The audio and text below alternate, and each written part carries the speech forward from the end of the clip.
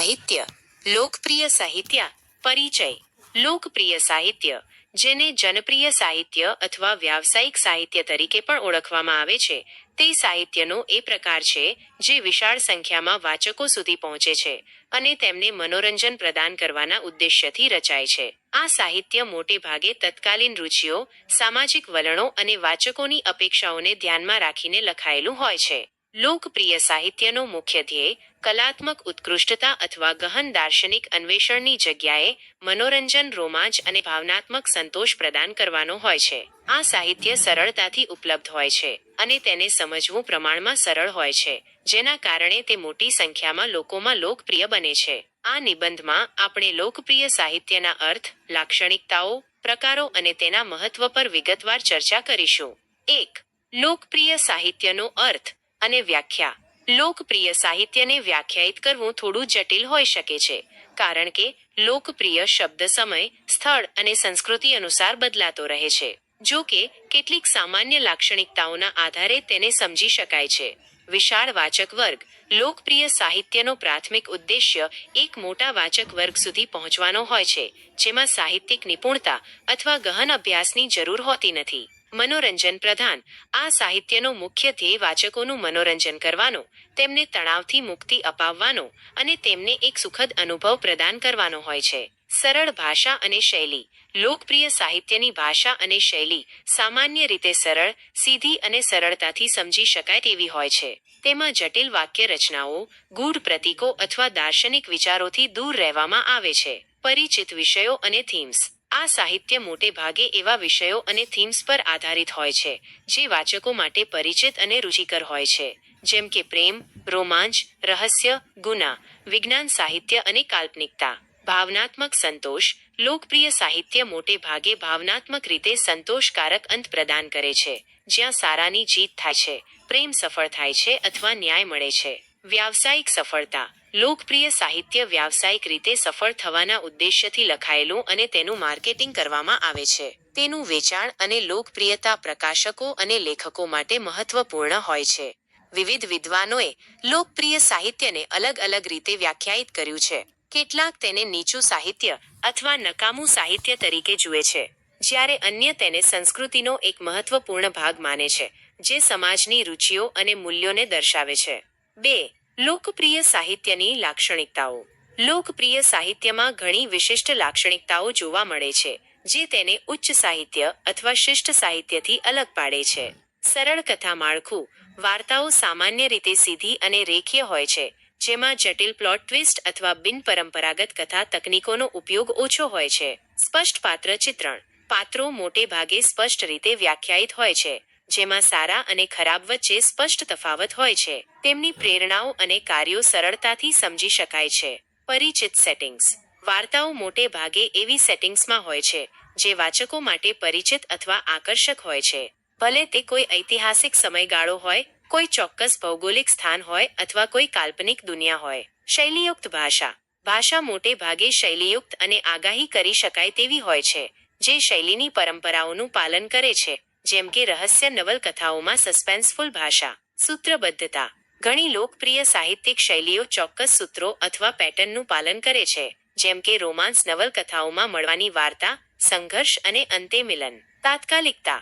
લોકપ્રિય સાહિત્ય મોટે ભાગે સમકાલીન સામાજિક અને સાંસ્કૃતિક વલણોને પ્રતિબિંબિત કરે છે અને તાત્કાલિક વાચક રુચિઓને પૂરી કરે છે.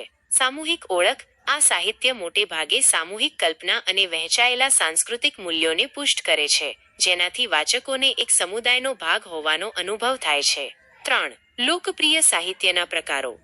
લોકપ્રિય સાહિત્યમાં વિવિધ શૈલીઓનો સમાવેશ થાય છે, જેમાંથી કેટલીક મુખ્ય નીચે મુજબ છે. રહસ્ય નવલકથાઓ, મિસ્ટ્રી નોવેલ્સ. આ નવલકથાઓ ગુનાઓને ઉકેલવા, રહસ્યોને ઉજાગર કરવા અને સસ્પેન્સ જાળવવા પર કેન્દ્રિત હોય છે. અગાથા ક્રિસ્ટી અને આર્થર કોનન ડોયલ તેના મુખ્ય ઉદાહરણો છે. રોમાન્સ નવલકથાઓ, રોમાન્સ નોવેલ્સ. આ નવલકથાઓ પ્રેમ સંબંધો, ભાવનાત્મક જોડાણ અને મોટે ભાગે સુખદ અંત પર કેન્દ્રિત હોય છે. આ મહિલા વાચકોમાં ખાસ કરીને લોકપ્રિય છે. વિજ્ઞાન સાહિત્ય, સાયન્સ ફિક્શન. આ વાર્તાઓ વૈજ્ઞાનિક અને તકનીકી પ્રગતિ, ભવિષ્યની દુનિયા, અવકાશ યાત્રા અને અલૌકિક જીવન જેવા વિષયો પર આધારિત હોય છે. આઇઝેક એસિમોવ અને આર્થર સી ક્લાર્ક તેના જાણીતા લેખકો છે. કાલ્પનિક સાહિત્ય, ફેન્ટસી લિટરેચર. આ વાર્તાઓ જાદુઈ તત્વો, પૌરાણિક જીવો અને કાલ્પનિક દુનિયાઓ પર આધારિત હોય છે. J.R.R. ટોલ્કીનની the lord of the rings તેનું એક ઉત્કૃષ્ટ ઉદાહરણ છે. થ્રિલર અને સસ્પેન્સ. Thriller and suspense. આ નવલકથાઓ ડર, ચિંતા અને અપેક્ષાની લાગણીઓને જગાડવા પર કેન્દ્રિત હોય છે. આલ્ફ્રેડ હિચકોકની ફિલ્મો અને સ્ટીફન કિંગની નવલકથાઓ તેના ઉદાહરણો છે. યુવા પુખ્ત સાહિત્ય, યંગ એડલ્ટ લિટરેચર. આ સાહિત્ય કિશોરો અને યુવા પુખ્તો માટે લખાયેલું હોય છે અને મોટે ભાગે ઓળખ, મિત્રતા, પ્રેમ અને સામાજિક મુદ્દાઓ જેવા વિષયો પર કેન્દ્રિત હોય છે. ગ્રાફિક નવલકથાઓ અને comics. Graphic novels and comics. આ દ્રશ્ય કથાઓ ચિત્રો અને લખાણને જોડીને વાર્તા કહે છે અને બાળકોથી લઈને પુખ્તો સુધીના વિવિધ વય જૂથોમાં લોકપ્રિય છે. આ ઉપરાંત વેસ્ટર્ન નવલકથાઓ, જાસૂસી વાર્તાઓ, ઐતિહાસિક રોમાન્સ અને ડરામણી વાર્તાઓ પણ લોકપ્રિય સાહિત્યની મહત્વપૂર્ણ શૈલીઓ છે. 4. લોકપ્રિય સાહિત્યનું મહત્વ. કેટલાક વિવેચકો દ્વારા નીચું અથવા ગેર-સાહિત્યિક માનવામાં આવવા છતાં લોકપ્રિય સાહિત્યનું પોતાનું મહત્વનું સ્થાન અને મહત્વ છે. મનોરંજન અને પલાયન.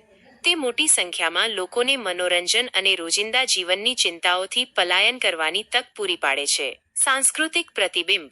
લોકપ્રિય સાહિત્ય સમાજની તત્કાલીન રુચિઓ, મૂલ્યો, ભય અને આકાંક્ષાઓને પ્રતિબિંબિત કરે છે. તે આપણને એક વિશેષ સમય અને સંસ્કૃતિની સામૂહિક માનસિકતાને સમજવામાં મદદ કરી શકે છે. સાહિત્ય માટે પ્રવેશદ્વાર. ઘણા લોકો માટે લોકપ્રિય સાહિત્ય વાંચવાની આદત વિકસાવવા અને સાહિત્યની દુનિયામાં પ્રવેશવાનું પ્રથમ પગલું હોય છે. સામાજિક સંવાદ. લોકપ્રિય સાહિત્ય મોટે ભાગે સામાજિક મુદ્દાઓને સરળ અને સુલભ રીતે રજૂ કરે છે, જેનાથી વ્યાપક સામાજિક સંવાદને પ્રોત્સાહન મળે છે. આર્થિક મહત્વ. લોકપ્રિય સાહિત્ય પ્રકાશન ઉદ્યોગ માટે આવકનો એક મહત્વપૂર્ણ સ્ત્રોત છે અને લેખકો, પ્રકાશકો અને વિતરકોને રોજગારી પૂરી પાડે છે. સામૂહિક ઓળખનું નિર્માણ. કેટલીક લોકપ્રિય સાહિત્યિક કૃતિઓ, જેમ કે હેરી પોટર શ્રેણી, એક પેઢીના વાચકો વચ્ચે એક વહેંચાયેલો અનુભવ અને સામૂહિક ઓળખનું નિર્માણ કરી શકે છે. નિષ્કર્ષ. લોકપ્રિય સાહિત્ય સાહિત્યનો એક મહત્વપૂર્ણ અને ગતિશીલ ભાગ છે, જે વિશાળ વાચક વર્ગ સુધી પહોંચે છે અને તેમને મનોરંજન, ભાવનાત્મક સંતોષ અને પલાયન કરવાની તક પૂરી પાડે છે. તેની સરળ ભાષા, પરિચિત વિષયો અને ભાવનાત્મક રીતે સંતોષકારક અંતને કારણે તે મોટી સંખ્યામાં લોકોમાં લોકપ્રિય છે. જ્યારે કેટલાક તેને ઉચ્ચ સાહિત્યની તુલનામાં ઓછું મહત્વનું માને છે, ત્યારે લોકપ્રિય સાહિત્ય સાંસ્કૃતિક પ્રતિબિંબ, સામાજિક સંવાદ અને સાહિત્ય માટે એક પ્રવેશદ્વાર તરીકે મહત્વપૂર્ણ ભૂમિકા ભજવે છે. વિવિધ શૈલીઓ અને પ્રકારોમાં ફેલાયેલું લોકપ્રિય સાહિત્ય સતત વિકસિત થઈ રહ્યું છે અને વાચકોની બદલાતી રુચિઓ અને સામાજિક વલણોને પ્રતિબિંબિત કરે છે. તેનો અભ્યાસ આપણને સાહિત્ય અને સમાજ વચ્ચેના જટિલ અને જીવંત સંબંધોને સમજવામાં મદદ કરે છે.